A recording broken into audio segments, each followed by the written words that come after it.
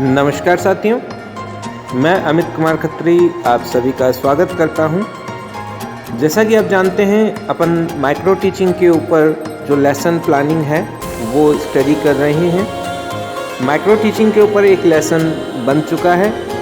इसी के साथ साथ माइक्रो टीचिंग में जो प्रस्तावना कौशल है उस पर भी वीडियो अवेलेबल हो चुका है। अगर वो वीडियो आपने नहीं देखे हैं तो ऊपर आई बटन में उनका लिंक है, आप देख सकते हैं। इसी के साथ साथ अगर आपने चैनल को सब्सक्राइब नहीं किया है तो चैनल को सब्सक्राइब करें, बेल आइकन को प्रेस करें ताकि आने वाले वीडियोस की नोटिफिकेशन आपको मिल सके। स्टूडेंट्स, आज हम आपकी नेक्स्ट स्किल एक्सप्लेनेशन स्किल यानी कि व्याख्या कौशल पर डिस्कशन प्रारंभ करेंगे कि व्याख्या कौशल की आवश्यकता क्यों होती है। व्याख्या का जो अर्थ होता है उसका मतलब है किसी भी विषय वस्तु को हम स्पष्ट करते हैं, अर्थात जो भी बात हम कह रहे हैं उसको विस्तार से समझाएं और उसको विस्तार से पुष्टि प्रदान करें, यानी कि बच्चों को इलेबोरेट करें, बच्चे उस बात को समझ जाएं कि आज हमारा टॉपिक किस विषय वस्तु पर है। जब किसी अध्यापक के अंदर व्याख्या कौशल जो है वो डेवलप हो जाता है तो वो किसी भी विषय वस्तु पर अपना व्याख्यान दे सकता है, यानी कि वह स्टूडेंट को हर बात समझाने में सक्षम हो जाता है। वह अपनी व्याख्या के द्वारा कठिन शब्दों को, वाक्यांशों को, विचारों को, वैज्ञानिक संप्रत्तियों को अच्छे से, तार्किक ढंग से, वैज्ञानिक ढंग से उसे समझा सकता है। अगर हम बात करें कि किसी भी विषय वस्तु की अगर हमें व्याख्या करनी है तो हमें उस विषय का गहन अध्ययन और उस विषय की समझ की आवश्यकता होती है।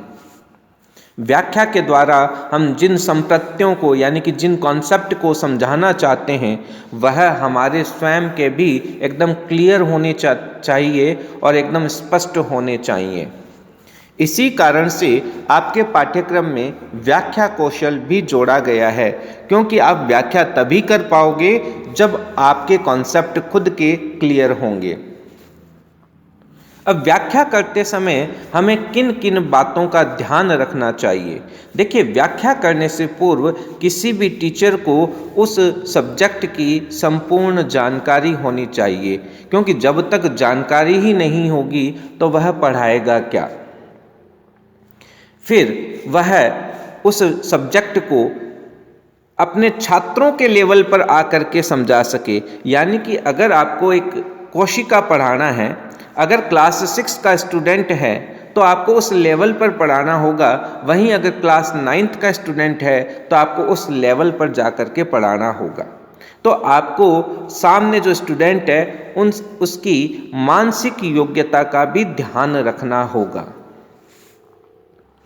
फिर हमें ये भी ध्यान रखना होगा कि जब हम व्याख्या कर रहे हैं तो हमारी शब्द शैली कैसी है, हमारे शब्दों का चयन किस प्रकार का है। हम व्याख्या करते समय हम मुहावरों का भी प्रयोग कर सकते हैं। बहुत ज़्यादा जटिल शब्दों का चयन हमें नहीं करना चाहिए। इसी के साथ साथ व्याख्या संक्षिप्त में भी होनी चाहिए, प्रासंगिक भी होनी चाहिए और हमें कक्ष को ध्यान में रखकर यानी कि बालक को ध्यान में रख कर के व्याख्या करनी चाहिए। हमें जो भी व्याख्या करनी है वह मात्र और मात्र उपदेश की शैली में नहीं होनी चाहिए कि हम बच्चों को ये लगे कि भाई टीचर आया, टीचर ने उपदेश दिए और चले गए।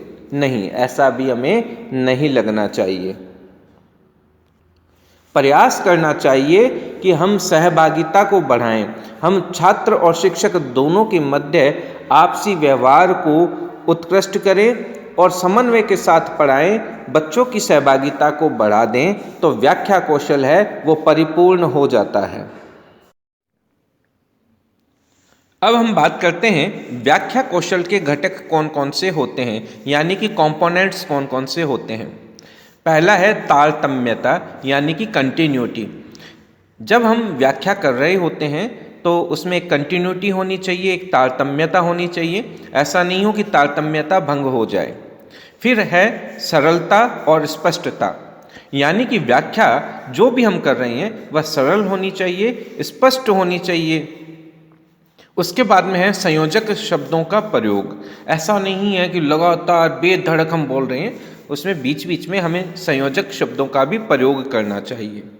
नेक्स्ट कंपोनेंट है उदाहरणों का प्रयोग। यानी कि जब हम व्याख्या कर रहे हैं तो हमें कुछ ना कुछ एग्जाम्पल्स लेने चाहिए, नए नए उदाहरण प्रस्तुत करने चाहिए, ताकि हमारी जो व्याख्या है वो प्रभावशाली हो जाए। फिर है नेक्स्ट असंबद्ध शब्दों का प्रयोग। यानी कि जब हम व्याख्या कर रहे हैं तो बिना रिलेटेड जो भी वर्ड्स हैं वो नहीं आने चाहिए।